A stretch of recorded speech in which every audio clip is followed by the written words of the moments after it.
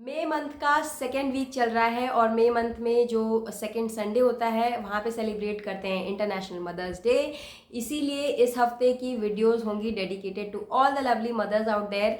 And just in case you are a male watching this video, जिसके chances बहुत कम है क्योंकि टाइटल में ऑलरेडी मैंशन होगा कि this is for mothers, but still if you are a male watching this video make sure to share this video with all the lovely ladies you know, you love, you care. So मैं जितने भी mother's को मिलती हूँ, मेरे आसपास जो भी लोग होते हैं, अब शादी के बाद मैंने ऑलमोस्ट 3-4 अलग अलग सोसाइटीज़ चेंज किए, घर चेंज किया मैंने। हर जगह जो भी मदर्स होती हैं उनका कई बार एक क्वेश्चन होता है कि अपने लिए टाइम कैसे निकालें। और कई लोग मुझे आके अप्रिशिएट भी करते हैं कि दीपा कैसे तुमको इतना सारा टाइम मिल जाता है, तुम अपनी स्किन केयर हेयर केयर भी करती हो, नेचुरल चीज़ें, पेरेंटिंग में भी बहुत स्ट्रिक्ट नियम है तुम्हारे, अपने हॉबी को भी फॉलो करती हो, art and craft related videos Instagram पे डालती हो, हेल्थ रिलेटेड वीडियोस यूट्यूब पे डालती हो, योगा इंस्ट्रक्टर हो, अपनी फिटनेस का ध्यान देती हो।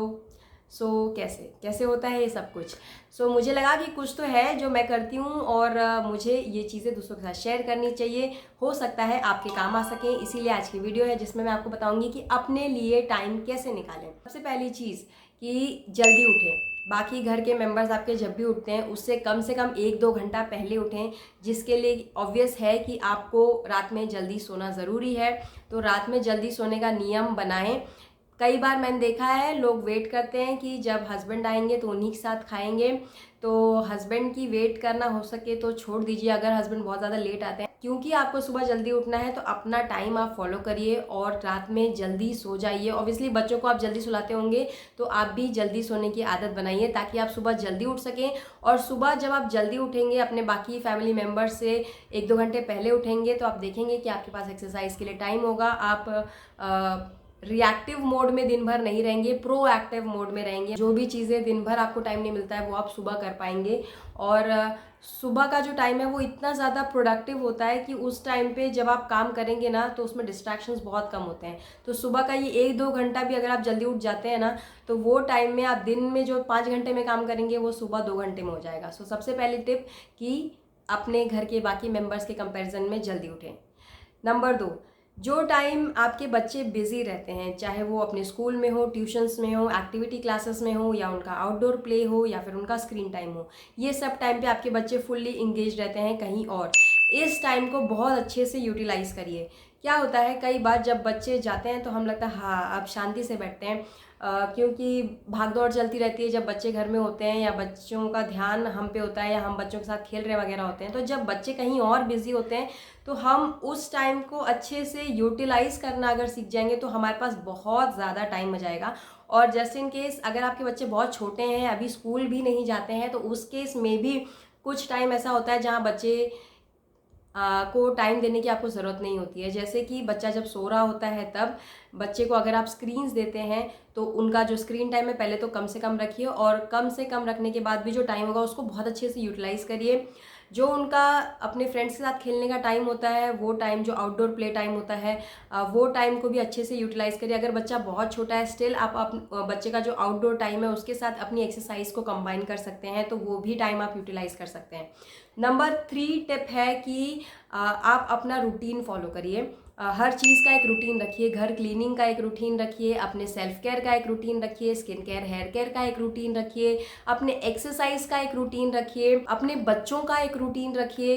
तो हर चीज़ का एक रूटीन जब आप फॉलो करेंगे आपको भी पता होगा कि आपको क्या करना है, आपके बच्चों को, आपके घर के फैमिली मेम्बर्स को भी पता होगा कि क्या एक्सपेक्ट करना है।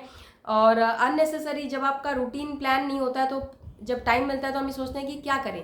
ऐसा नहीं होना चाहिए। एक रूटीन, सेट रूटीन बनाइए और उस पर टाइम डालिए, अच्छे से प्लान करिए अपने रूटीन को। जब आपका अच्छा रूटीन होगा तो आप देखेंगे कि काम आपके काफ़ी ज़्यादा थोड़ा ऑटो पायलट मोड में बहुत बार काम जो है वो कंप्लीट हो जाएंगे, और क्या करना है ये सोचने पे आपका समय जो है वो बर्बाद नहीं होगा।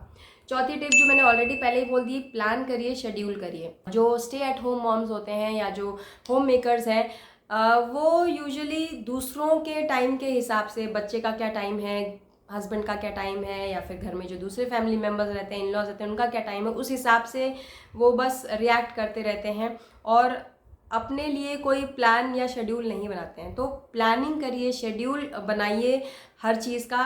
जो रूटीन्स भी आप सेट करते हैं वो अपने आप सेट हो गया है ऐसे नहीं, उसको बैठकर पेन और पेपर लेके सेट करिए। पेन और पेपर लेके बैठेंगे, जब आप सोचेंगे उस पर, तो आप टाइम एक एक घंटे का स्लॉट जब आप लिखेंगे ना, तो आपको समझ में आएगा कि उसमें आप और चीज़ें बेहतर कर सकते हैं। तो प्लान करिए, शेड्यूल करिए, जो आगे की चीज़ें जो फिक्स्ड हैं, जैसे कि मंथली फेस्टिवल्स क्या है, पहले से प्लान करके रखिए कि ये दिन आपका यहाँ जाने वाला है, ये दिन आपका यहाँ जाने वाला है। और रोज़ भी हो सके तो एक टू डू लिस्ट बनाइए और उसको at the end of the day review करिए कि आपने क्या क्या काम थे जो उसको उसमें से कंप्लीट किए, उसको टिक करिए। एक अकम्पलिशमेंट की फीलिंग तो आएगी ही, साथ में आप देखेंगे कि बहुत बार जो छोटे मोटे काम भी होते हैं जो हमारे हम सोचते हैं करेंगे करेंगे बट वो पोस्टपोन होते रहते हैं ना, वो नहीं होगा जब आप अपने टास्क को प्लान करेंगे, जब आप उनको पहले से शेड्यूल करेंगे। और आज की 5th टिप जो कि लास्ट टिप है वो ये है कि आस्क फॉर हेल्प। क्या होता है, हम सुपर वुमेन्स बनने की कोशिश करते हैं, हम हैं भी सुपर वुमन, बहुत सारी चीज़ें मल्टीटास्क करते रहते हैं, एक साथ बहुत सारा काम चलता रहता है और कई बार हम सब कुछ खुद करने की कोशिश करते हैं।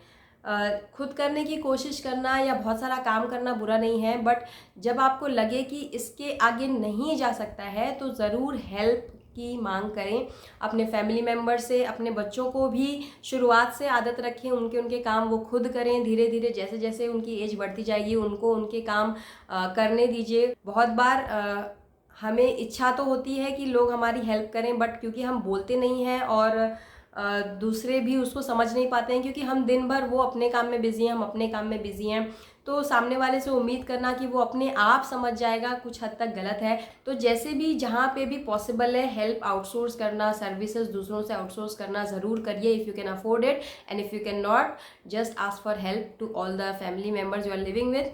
और आई एम श्योर जब आप पूछेंगे तो हेल्प आपको ज़रूर मिलेगी।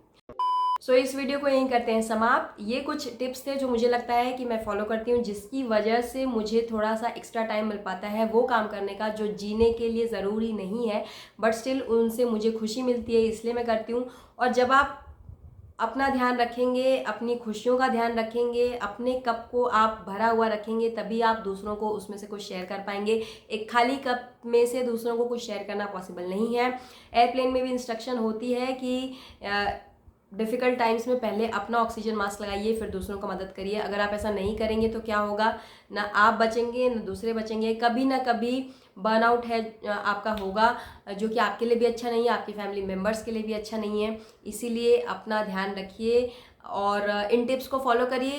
अगर आपको कोई भी क्वेरी हो नीचे कमेंट सेक्शन में पूछिएगा ज़रूर, मैं 101% रिप्लाई करूंगी to all the queries below this video. और ये वीडियो अगर आपने यहाँ तक देखी है तो आई एम श्योर आपको पसंद आई होगी। Don't forget to like, share and subscribe for more such videos. हम एज अ मदर बहुत दौड़ भाग करते हैं, पूरी डेडिकेशन से अपने बच्चों का ध्यान रखते हैं, बट इस दौड़ भाग में हम भूल जाते हैं कि हम भी किसी के बच्चे हैं। सो इस मदर्स डे अपने मम्मा को प्राउड फील कराइए, हैप्पी कराइए by taking care of her child जो कि आप खुद हैं। Take care of yourself, keep loving yourself. Bye bye.